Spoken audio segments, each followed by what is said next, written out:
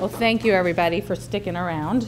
So I don't need to really tell this crowd, but as you know, ovarian cancer is a big problem. Even though it is not one of the leading diagnoses in the country for the US, it is still the fifth most common death actually of women across this country. It's actually the seventh leading cause of death worldwide. So ovarian cancer, due to the fact that it's usually diagnosed late, causes unfortunately so many deaths. So there's approximately 14,500 deaths annually in the country on a yearly basis. So gradually we need to improve this by doing research, and hopefully today you'll see that there's a lot of trials and research that hopefully will help improve these outcomes so that we can all not have such nice programs as this and we can say we eradicated cancer. Clinical trials are really the main way that we actually can go and make forward progress. I don't know, has anyone participated in a clinical trial in this room? Great, we have one. So that sort of tells you clinical trials are widely available, but a lot of times patients are not aware of them or may not be quite aware of when is the best time to enroll in them. So today we're going to talk about clinical trials because that is sort of the way progress is made in research, is through clinical trials. So there are 3 phases of clinical trials, and in order to be eligible, you have to sort of meet strict criteria because it's not all comers who can go into a clinical trial. So mainly you had to have a good performance status, meaning that you're able to like ambulate, walk around, and sort of be able to participate in life, as well as have sort of normal functions, bodily functions like your kidney, your liver, and have bone marrow reserve, which sometimes can be the reasons people cannot go on clinical trials ultimately. So phase 1 clinical trials are like the most initial step. It's really once you take something from the lab, because you know everyone knows about great cell data or animal data. I always have patients asking me about these things that they've heard about, which are being done in the laboratory, but we need to be able to translate it to the human being because, as we all know, human beings are very complex organisms, and so what works in a lab may not work actually in a human being. Therefore, the first trial is a phase 1 trial, and it's really to figure out what is the safe dose of a medication.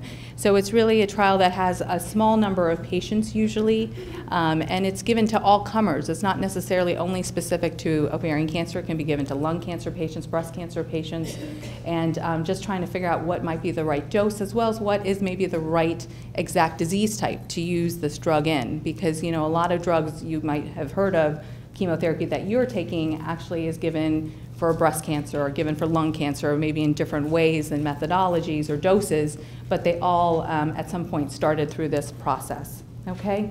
Additionally, it's also to look to make sure that the drug is safe to the body, so a lot of these trials will be very sort of rigorous on a patient because they will require lots of blood draws in addition, so we can make sure that they're safely being given and administered. So how are these trials done and performed? Really, it's through our pharmaceutical corporations as well as through the National Cancer Institute. So a lot of these trials tend to be smaller trials. As I said, they're usually about maybe 40 or 50 patients, so they're not always nationwide trials and might be done in just 1 or 2 centers. And usually, as we talked about, you have to have a lot of different laboratory draws that are done with it.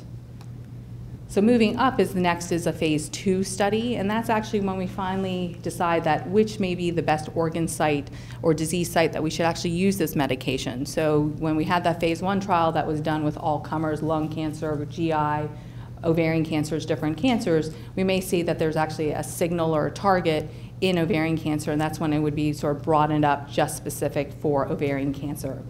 So it's actually then would be expanded to a larger number of patients. So there's still smaller studies, which are less than 100 patients, but they're definitely larger than the phase 1 trials that we just discussed earlier.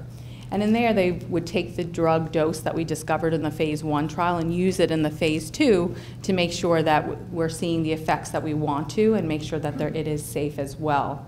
So a lot of times that's when we'll also see if it's actually having a benefit for the patient. Is it actually causing them not to recur? Is it delaying the recurrence, or is it also making sure that people may be actually living longer?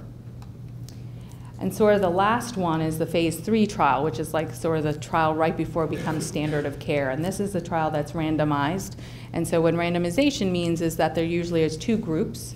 and there's one group that would be getting the standard of care, whatever that might be at this moment. So in most ovarian cancer trials, it would be like the standard Taxol and carboplatin versus maybe another combination of Taxol carboplatin with maybe Avastin. Some of you might have been in a trial like that, or other drugs coming down the sort of the drug process. So this actually takes several years to complete these trials, and that's why patients are always like, well, if I enroll, what's the data? We don't really know the data, and the reason we don't know is because of the fact that the trial has to complete for us to get the best information.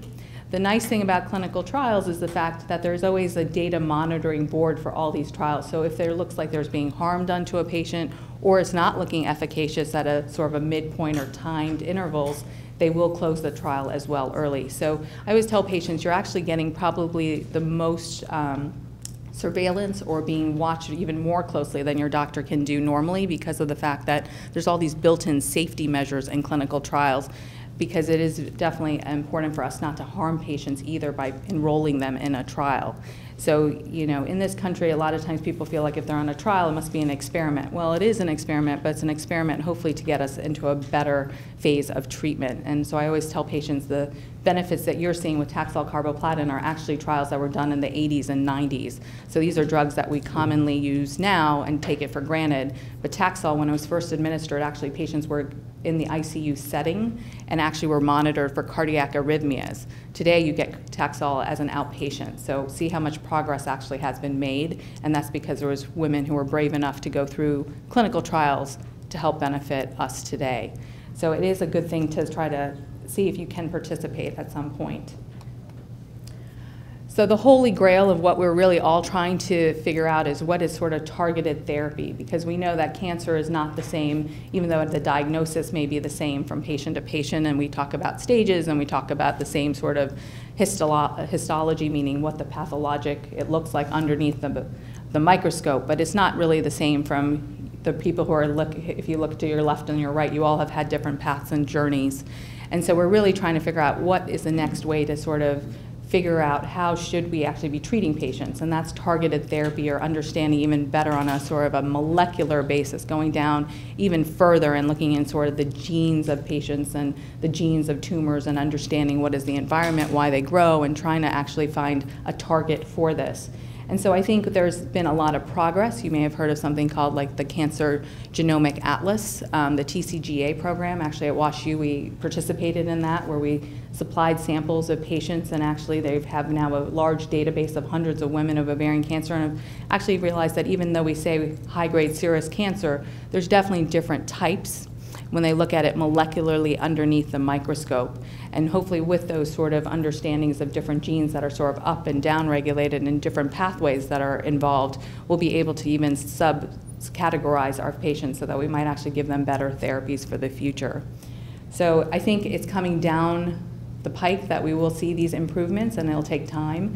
Luckily, technology is advancing as well, so we're able to do these studies very quickly. Before, we didn't have sort of the lab methodology of how to do it, and also to analyze all this data, because you can imagine your genes are thousands of genes that are in these tumors, and so there can be some that are erroneously also in there as well that we might think is a target and may not actually be one. So I think we're getting better in terms of informatics and understanding how to process all this information. So I think we are going to hit a bullseye at one point. So I really am very encouraged with the future. So right now, what do targeted therapies do? And when I'm talking about targeted therapies, I'm not talking about your generic chemotherapy, because chemotherapy is usually a medication that's to try to sort of just look at attacking rapidly activated cells like cancer. But when you talk about targeted therapies, you're actually trying to look at molecular pathways. And when I talk about pathways, it's things that lead cancer to sort of continue to grow. So the reasons cancer grows is because of the fact that they're unfortunately do develop new blood supplies. And so that's one way to try to target, and that's what Avastin tries to do. It also avoids the natural mechanism of cell death, because we all have cells in our body that are continuously growing, but they also know that when they reach their certain limit, they're supposed to just die, and cancer does not. It continuously continues to grow, and so for some reason that mechanism has been avoided. So where are targeted therapies being used currently in ovarian cancer? They're being used in all sorts of the process of the journey. So upfront therapy, as well as for recurrence, and as well as maintenance therapy. So some of you may be on a variety of treatments. A lot of the survivors know, because a lot of them may have been offered maintenance therapy after they completed chemotherapy to actually take some additional therapy to try to prevent it from coming back. And so that's where all of these different trials are happening. In order to try to sort of give you a very overall sort of global view of what targeted therapies are, a targeted therapy can be a small molecule, and if you've heard a lot of these names, they sound like basically an alphabet soup. There's a lot of different names, and they're always very confusing. But a generic way of thinking of it is a small molecule that's like a drug. It usually ends with an IB, and if it ends in an MAB, it's usually an antibody that actually is being used to target. So it's just different ways the pharmaceutical companies are trying to block these different pathways. So we talked about how cancer cells like to continue to grow. They try to get blood vessels and try to get your body to get new blood vessels to feed them so they can continually grow, because cancer cannot grow unless it has a blood supply. And so there's different ways that they actually do that. It's not only that they create them themselves, they actually take over your body's mechanism in order to make those blood vessels happen. So that is what the Avastin, or the VEGF, the vascular endothelial growth factor, is really the key sort of protein that helps enable the body to do this. And there's different ways to target it. And I sort of show you this not to make your eyes spin, but to understand that, when we talk about all these pathways, they really have multiple crosstalks. So you can see from this, basically very, actually this is an abbreviated version of the pathway, that there is so many different places that the arrows are going, and that shows all the different ways that the crosstalks are there. So there's lots of different pharmaceutical companies trying to find different ways to block different aspects of this target. So if you look at the top, for instance, I think my marker is working. There's bevacizumab, which is Avastin. Then there's a different one here, which is VEGF trap, which it can be blocked here. And then there's different ones that block further down. So it can become very complicated. So people are always like, why isn't there just one drug that takes care of everything? And this is really why. It's because of the fact that there's multiple parts of the pathway that need to be blocked.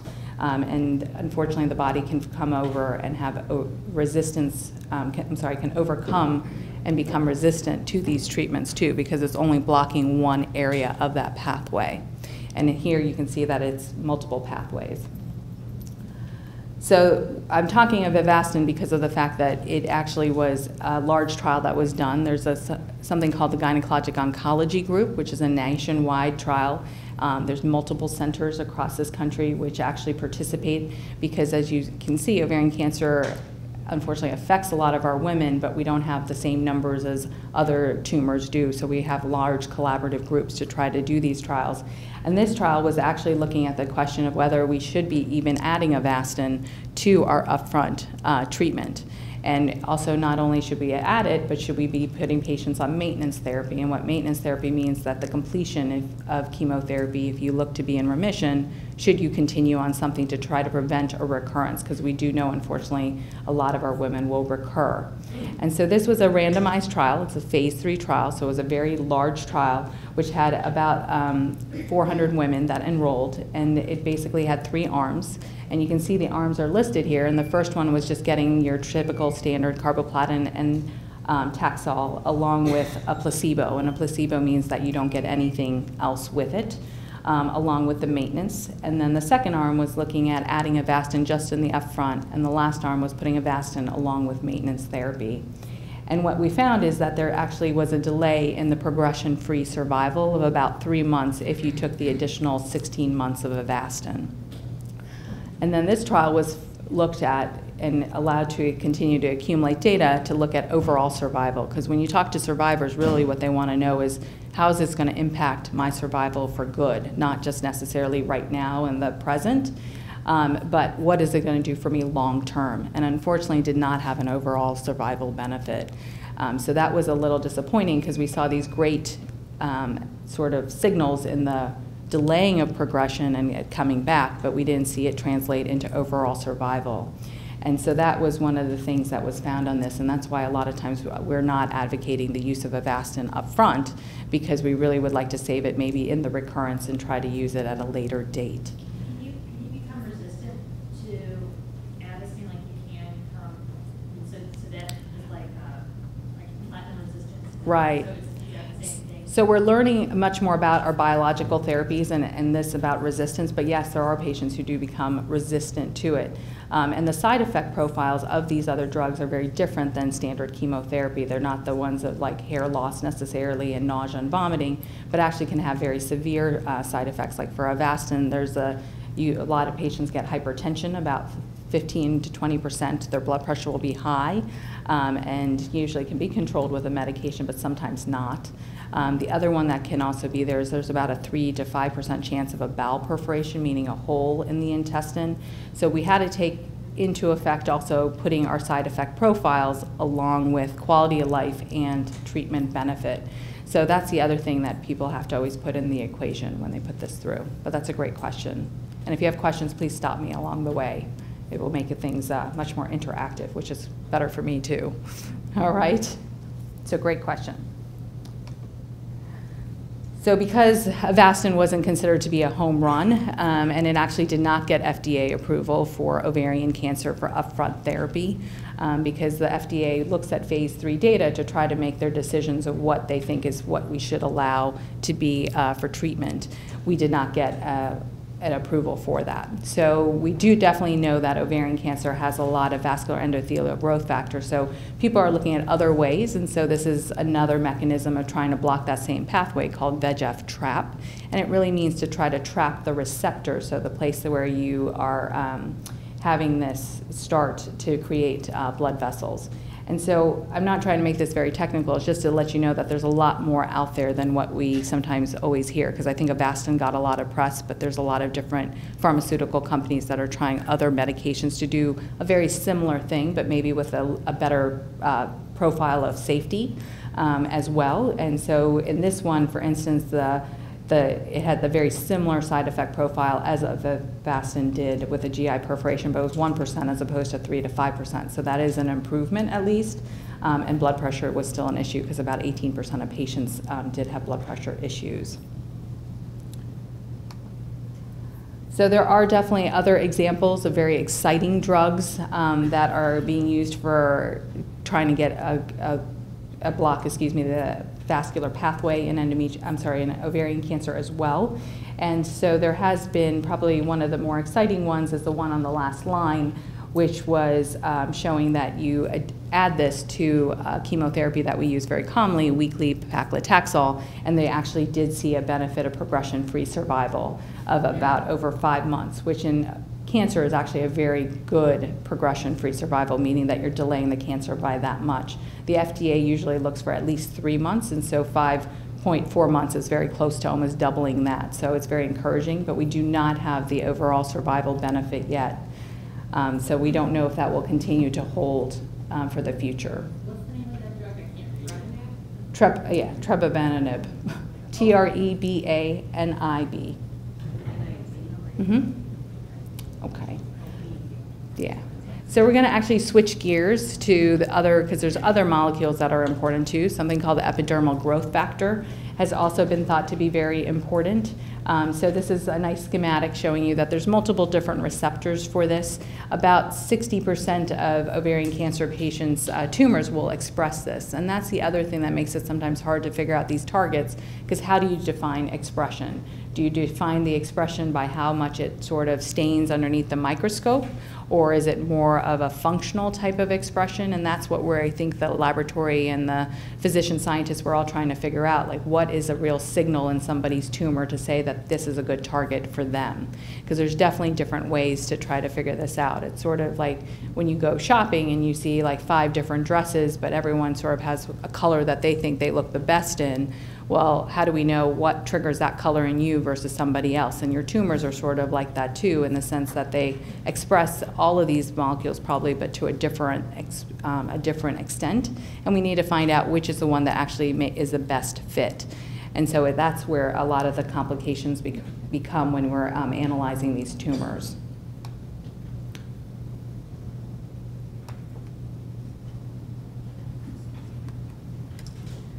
right, so this is basically a way to see it, the schematic like we talked about. The reason this particular growth factor was thought to be important is, like how I told you, VEGF or Avastin was used to sort of inhibit the blood supply to the tumors. This actually helps with cell division, this actual growth factor. And so blocking something that can be rapidly dividing, it seems like a very good target, and that's why this was actually utilized, in addition to the fact that so many patients actually have expression of this marker on their tumors themselves.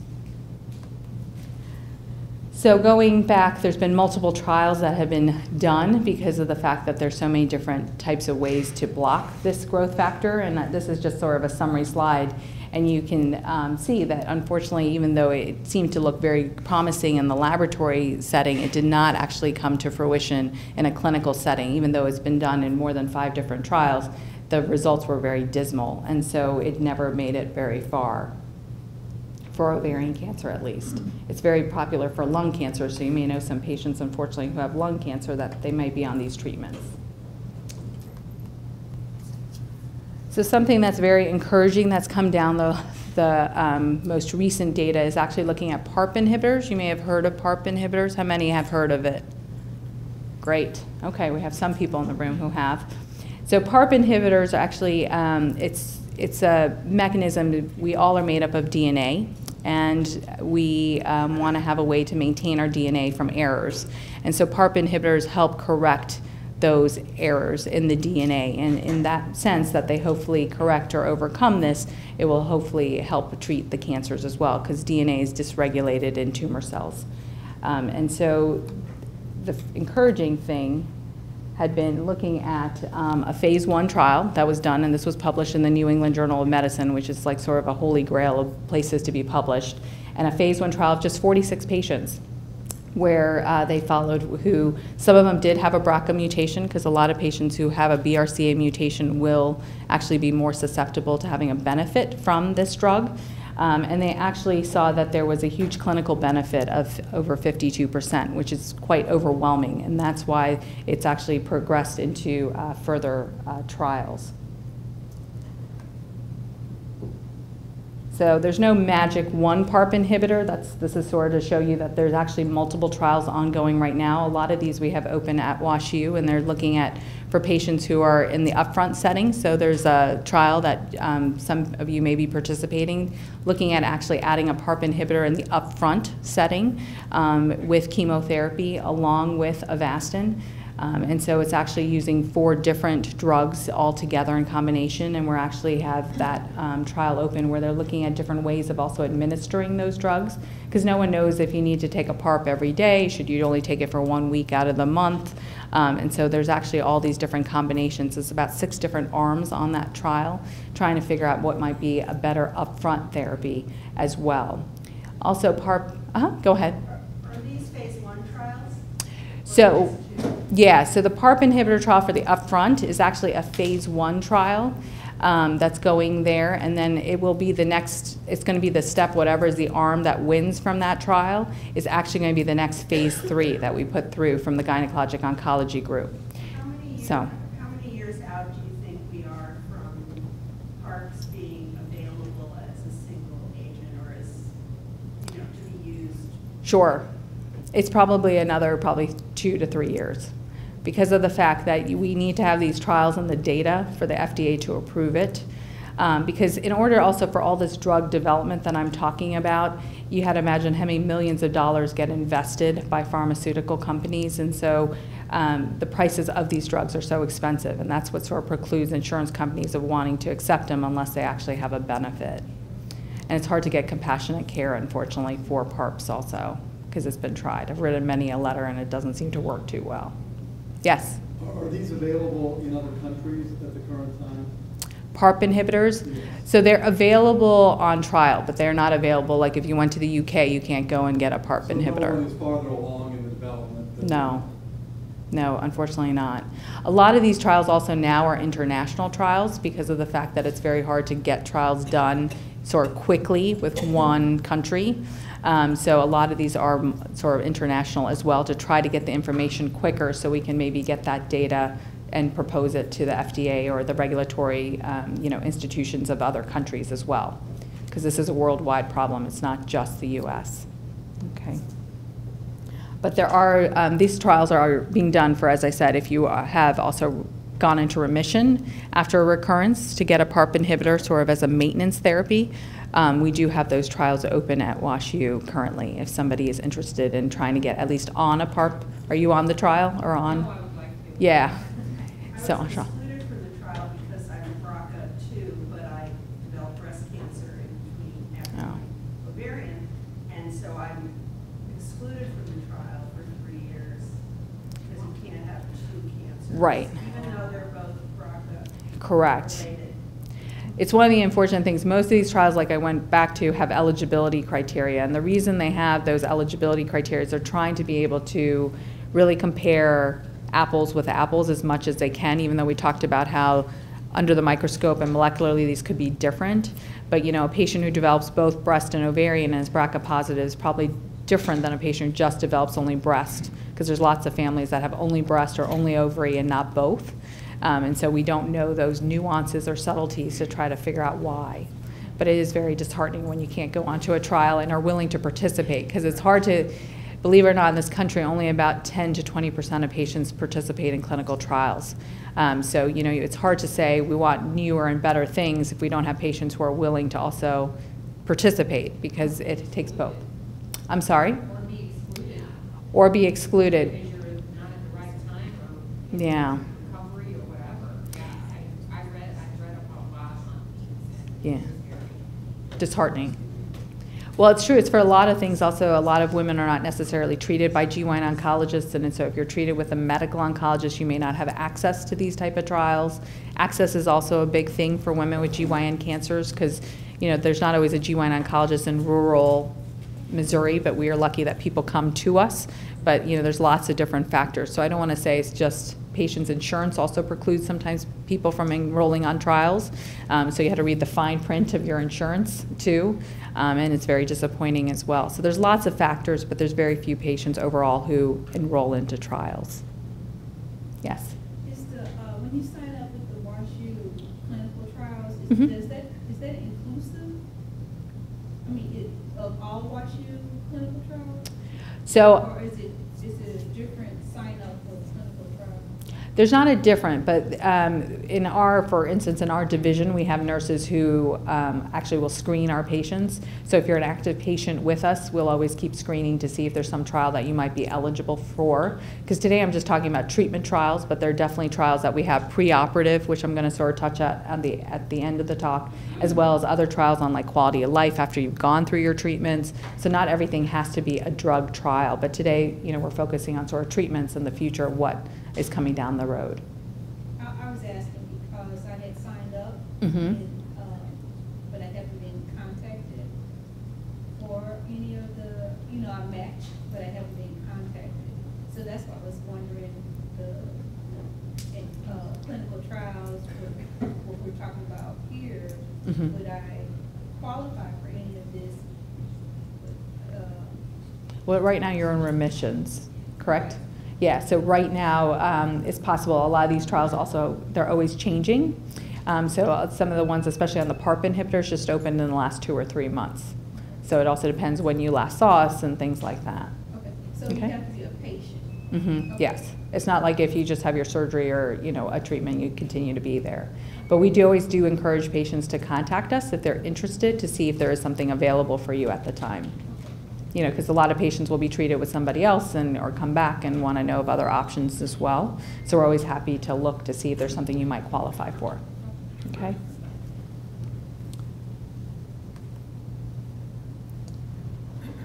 So another one that, another pathway is the PI3 kinase pathway, and it also is another pathway that plays a role in multiple different things, such as the metabolism, as well as cell proliferation and angiogenesis. A lot of work on this is being done mainly in endometrial cancer, but it is actually also a target for ovarian cancer. So going to a trial, I'll skip over the other slide because it's just more of a pathway. There actually was a phase 1 trial looking at the use of an inhibitor for this pathway in combination with Avastin. So it's using actually 2 different biological therapies in combination. And even though it's a small trial of only 41 patients, they did see that 8 patients received on this trial to have stable disease. And what's impressive of a phase 1 trial is most of those patients tend to have been heavily pre-treated. So they're patients who have gone through 3 or 4 or 5 or 6 different chemotherapy lines, and then to see a benefit is a very huge sort of overcoming conclusion. So this trial is actually going under a larger expansion cohort at MD Anderson because of the fact that they saw so many patients having a benefit even though they had been so heavily pre-treated.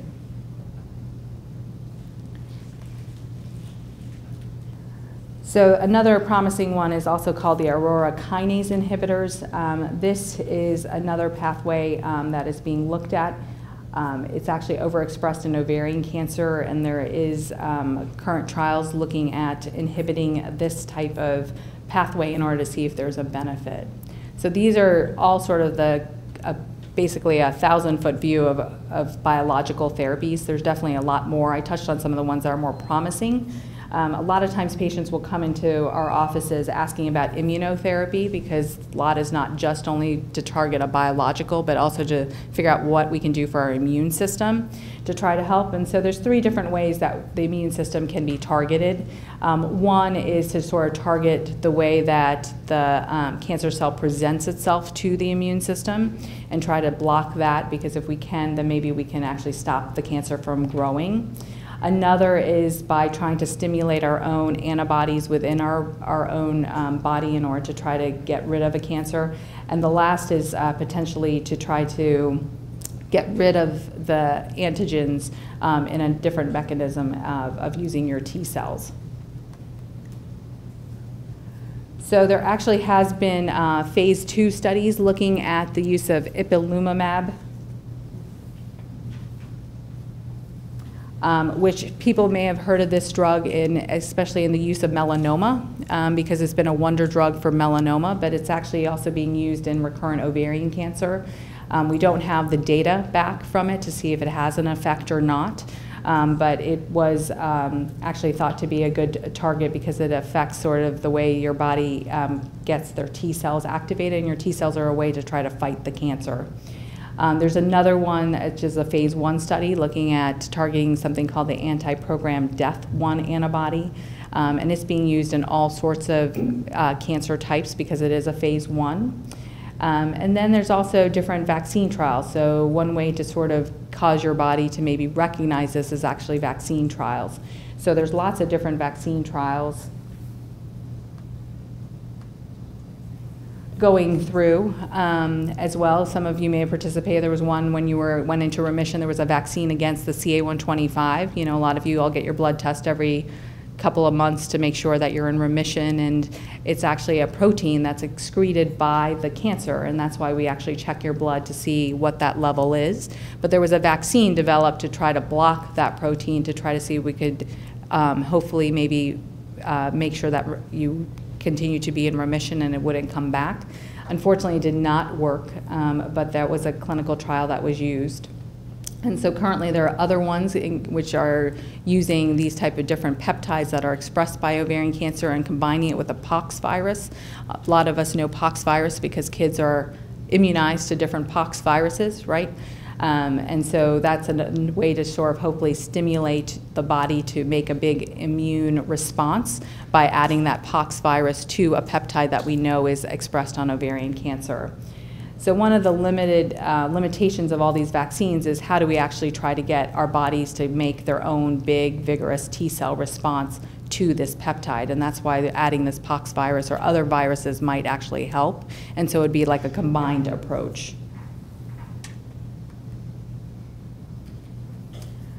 So immunotherapy can be quite complicated for the fact that, one, it's usually a lot of times individualized just to the patient, meaning that you might actually take your tumor or cancer that you got from one of your surgeries, actually isolating the T cells from that tumor, and then making a vaccine for yourself to hopefully give back to the patient to stimulate the patient in order for it to give a big response.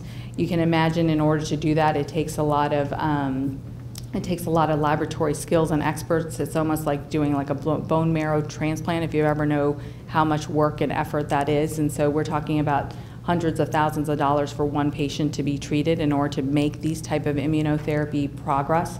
So they tend to be very small trials when they are done, depending on the type of immunotherapy, not the vaccine type of trials, but when it's really so specialized as targeting your own tumor environment. And then this sort of is a schema to show you, there's different parts of the process where you can actually have this done. And there's certain centers which, for instance, University of Pennsylvania and Roswell Park, which do a lot more immunotherapy because you do need to have specialized centers where they have all the ancillary staff to help you with this process. So it's going to be something that I think is coming available, but it'll take a little longer for us to get there because of the fact that it takes more resources. Yes? So if you have the surgery of cycling, Sure. what happens to those tumors? I didn't even ask. I mean, I saw the pathology report, I had lots of them. Right. Are they kept, or are they? So we can't keep all of them. So what happens is when you see your sort of pathology sheet, there's always a block kept, meaning a piece of tissue is kept and is kept sort of stored in a paraffin. So a lot of different trials nowadays want to try to target so those blocks from your original tumor can be used for that testing. But if you want something like immunotherapy, a lot of that has to be fresh tumor. So it'd have to be sort of done at the time of your surgery or a biopsy or something else that you're getting done. Okay?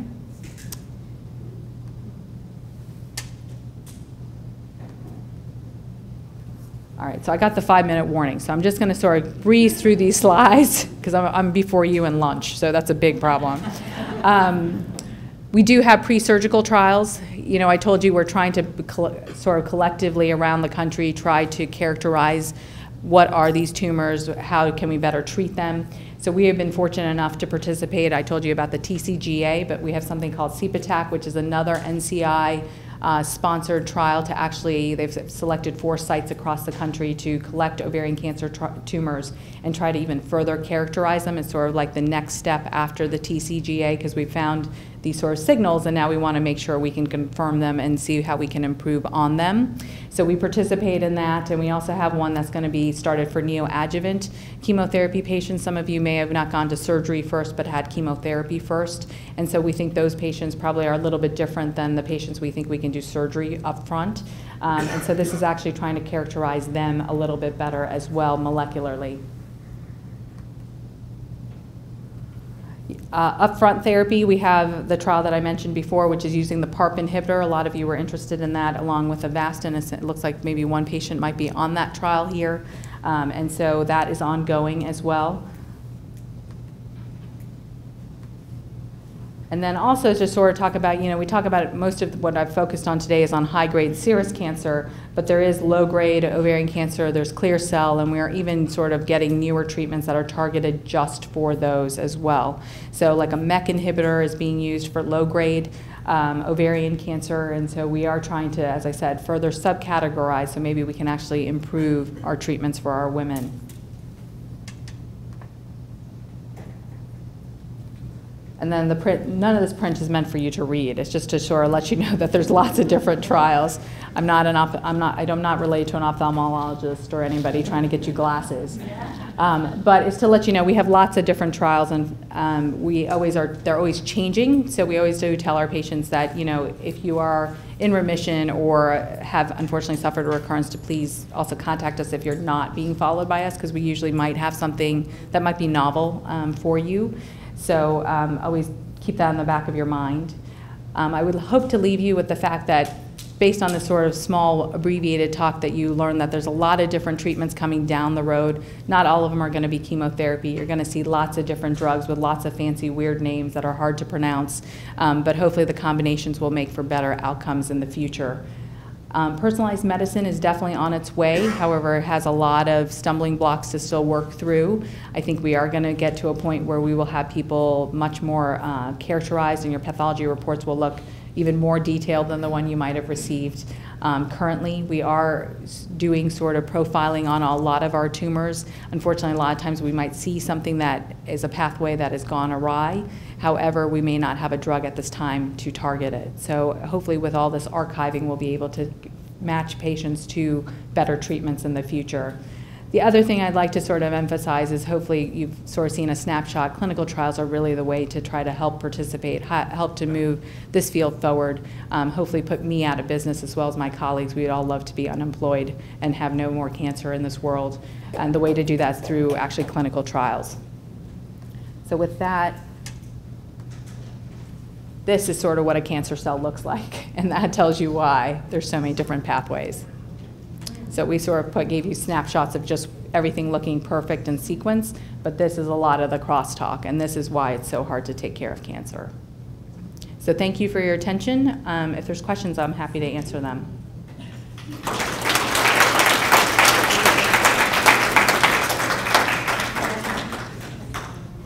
Yes? How, when you participate, if you're not no longer a patient?